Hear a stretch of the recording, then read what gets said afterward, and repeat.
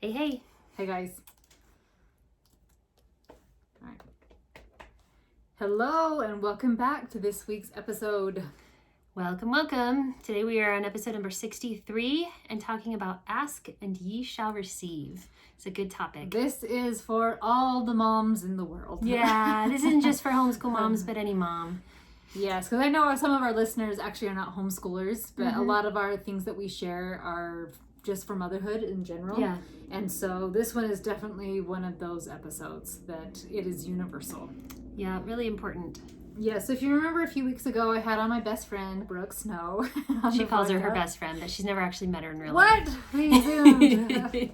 She's amazing. I just feel like amazing. we would be really good It was friends. such a good episode. We Brooke, love if her. you're listening, I totally will hang out with you. You don't have to And I'd ask. love to meet you. Yeah. Well, what we were talking about the other day for our homeschool retreat, our co-op retreat. Oh, yeah. They were saying, well, Meg, you're best friends with Brooke. Just have her come and talk. I was like, well, maybe I will. I'll call her up if I knew her number. So anyways, her podcast is awesome. It is, I've really enjoyed it. But she has an episode called What's Awesome About This? Mm-hmm. And in this episode, she talks about how her mentor broke his leg, like a bad break, right? Did you listen to this episode? No, I haven't yet. Okay. Mm-mm. So, like, snaps his leg. And his first thought was, what's awesome about this? That wouldn't be my first thought. No! That would be like... It'd be like, woe is me. Yeah, I know, My life's really. the worst. How am I supposed to be a mom with a broken leg? Now I can't do anything. No, so it's been on my mind a lot because she goes in to talk about that he had trained his mind.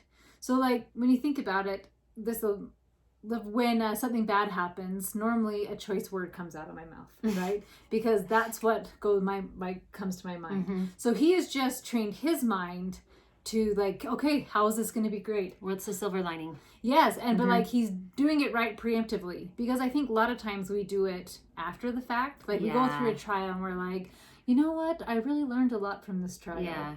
And so he like goes right to the beginning and was like, this is going to be awesome. I can't wait to find out how. So this has been on my mind a ton.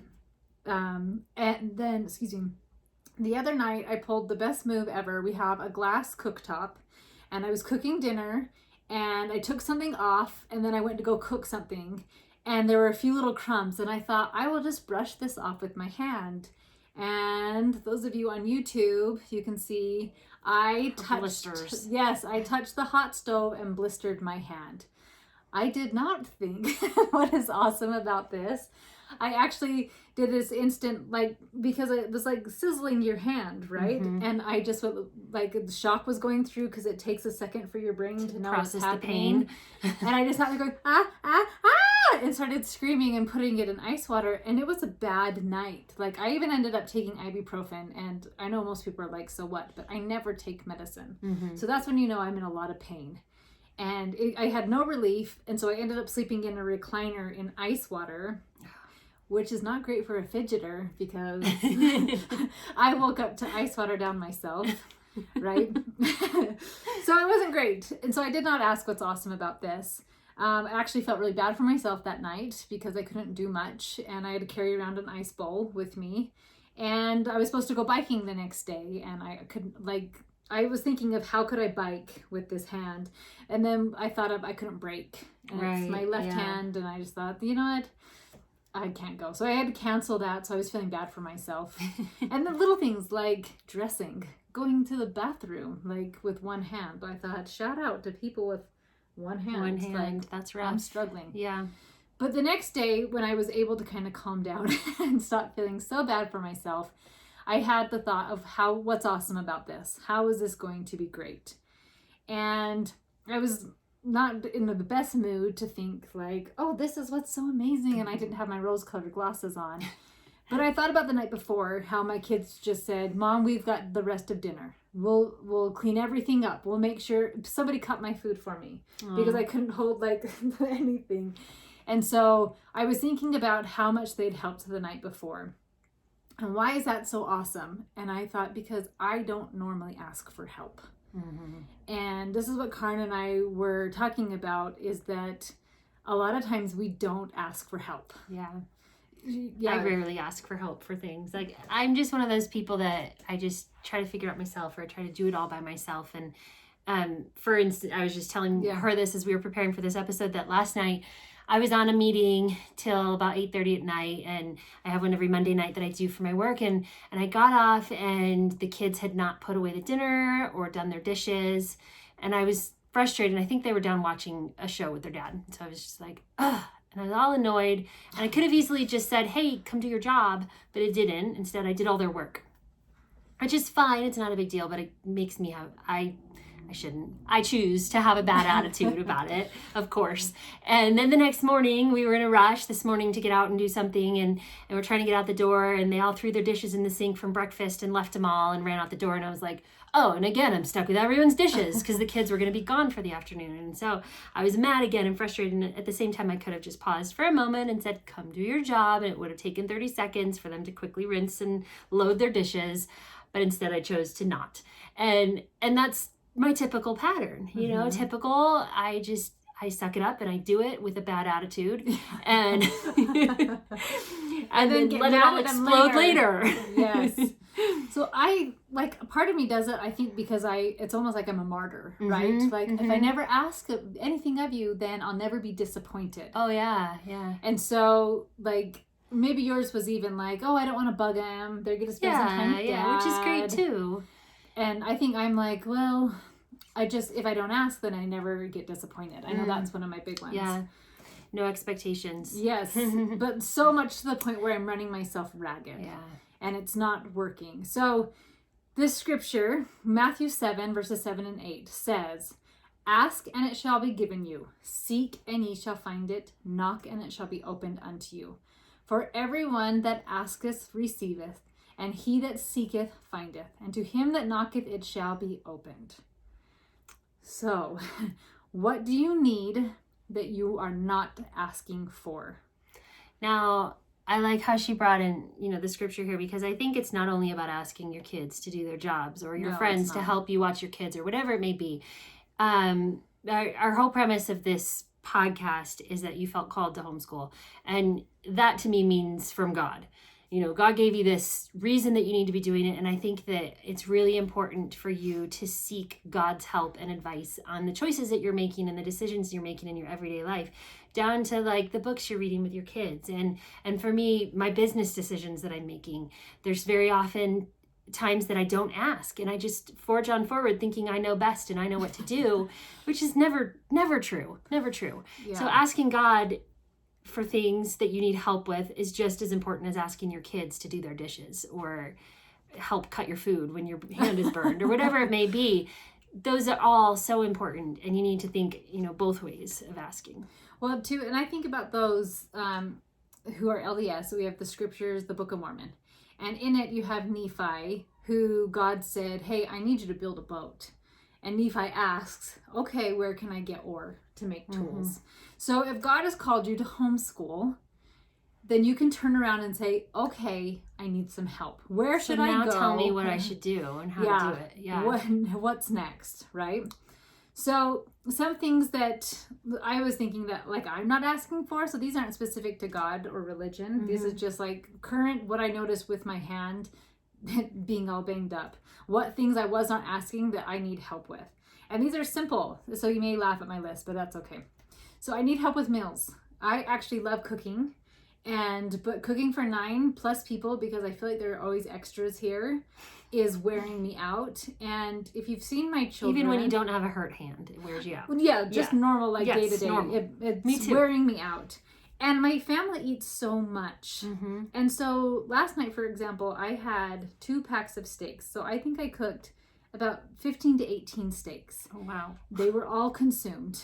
I had cut up strawberries. I had grapes. I had like a ton of veggies. I had salad. I swear I had something else too. And it was all consumed. And so like, it's just exhausting. Thank you that you like my cooking, first of all. But second of all, like, it's wearing me out.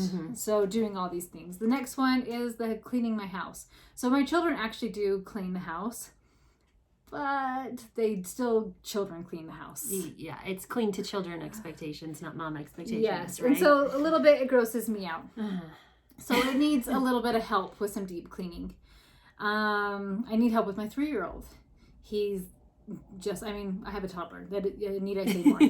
I need help with my yard. We have a big yard, right? Mm-hmm. And once again, my children do help me with these things.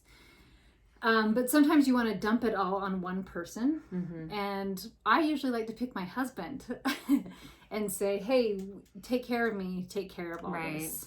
Yeah. So what do you feel like you need that you're not asking for? I've put you on the spot. Oh, that's a good question. A lot of those same things. You know, I often, I try to get like a day where my older kids will make dinner, mm-hmm. but I don't always remember to stick to it. Mm-hmm. You know, sometimes their day rolls around, like Monday rolls around, and I just start cooking and don't think, oh yeah, it was her day, and I didn't even ask her. Yeah. You know, and she doesn't remember, like we just forget. And so, you know, that's a common problem, that they're capable and they're willing. I just forget to ask. And so that's a big thing for me too. And yard work is another one where it's not really built into like their chores, but I always need help. And so when I don't ask for help, it doesn't get done, mm-hmm. unless I, you know, pull them out and make them weed and make them do things with me. But you know, same kind of things. It's often just the day-to-day stuff that you just take all of it on yourself, and you think you have to do it all, but you really don't. There are people in your home that are capable and able and should be helping.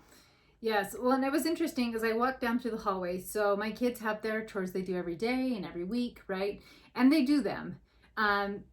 They're not doing more, right? Mm-hmm. So they're doing mm-hmm. the minimum. And I walked down and it looked like somebody with, I don't know what was on their hands, walked down the hallway downstairs. And kids just don't notice things that, right? And it's not that they're like these big grossies and that it was malicious or anything like that. And so I walked down there and this part of me was like, oh, I can't do any more. Mm-hmm.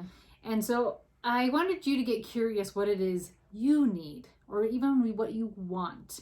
And then think of ways that you can get it without just putting it on your children, or without just putting it on your husband, or without putting it all on you. Mm-hmm. So like Karen said, meals, right? That was one that, like, so having your kids actually do it, right? Mm-hmm. And asking them to do it. We actually have a kid in charge of the kitchen every day, and one of my kids really hates cleaning, but says, but I like cooking. Oh. So she said she would actually prefer helping me cook. Uh-huh. Because even having one person there with me just makes it easier. So much mm-hmm. easier. Yeah. And this makes me think of, you know, if you're thinking outside of your home, a lot of times with homeschooling, people will, like we have a friend who hires an art teacher that just comes into her house and does art with her kids once a week, or a math teacher that comes in and just is their math teacher. And, you know, sometimes you can find a person like that, a tutor for a certain subject that maybe you're not good at, or you just never seem to get to. And that can be a huge burden lifted off of you if you're doing that in your home. Mm-hmm.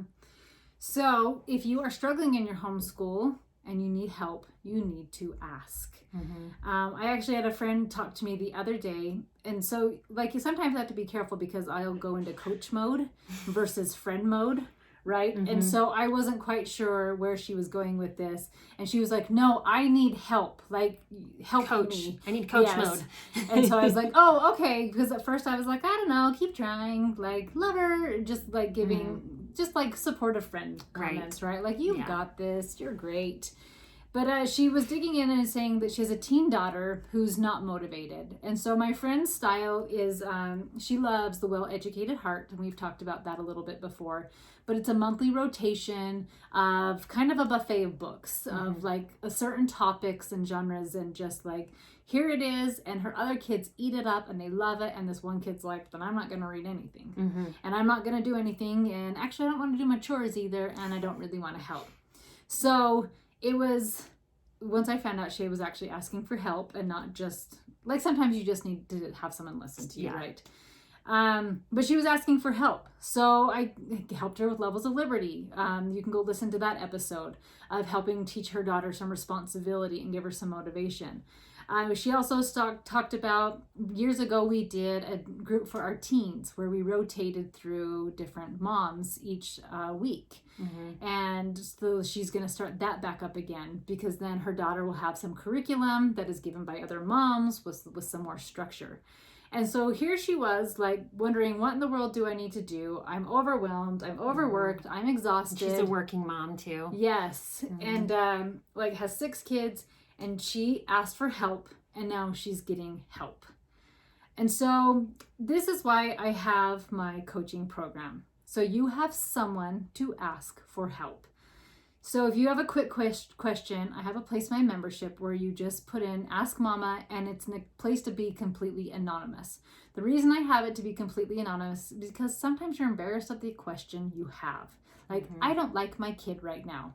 I actually was joking with someone the other day.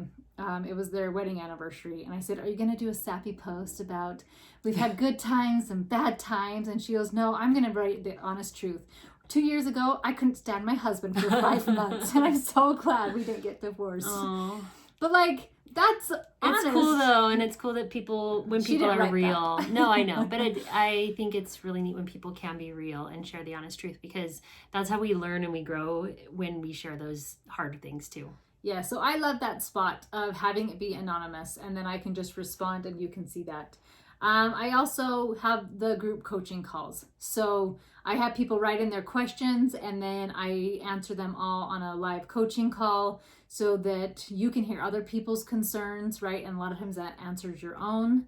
And then you have a private session where you can just ask, where we have talked about, everything. Things with school, dyslexia, things with connecting with your kids, like I can't stand what my kid wants to talk about. Things with your husband, things with your neighbor, you're right. Like, I'm struggling myself, but it's a place to ask. And then it has all the videos right at your convenience.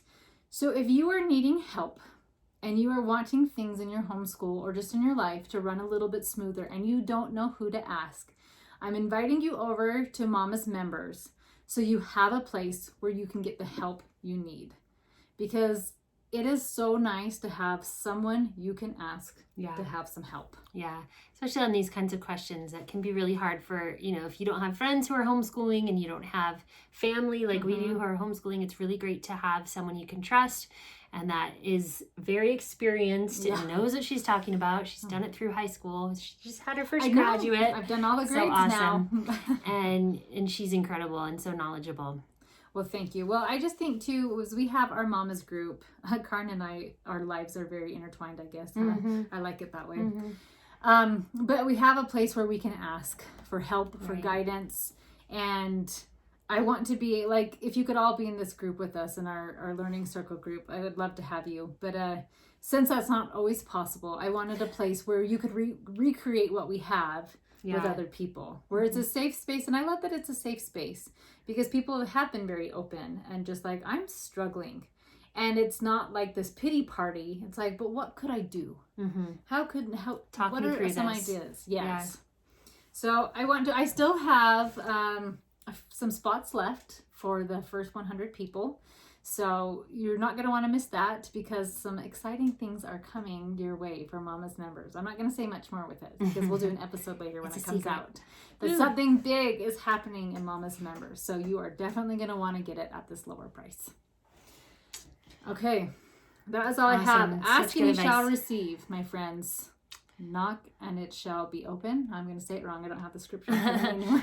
But for real, don't be afraid to ask. Don't be afraid to ask Megan or I for help, but also your kids and your family and God when you have questions and concerns and worries, because there are people there that can help you. Yes, and if God has asked you to homeschool, He's going to give you answers on what to do when you get stuck. And I didn't say if you get stuck, I said when you get stuck. Because it does happen. Yes.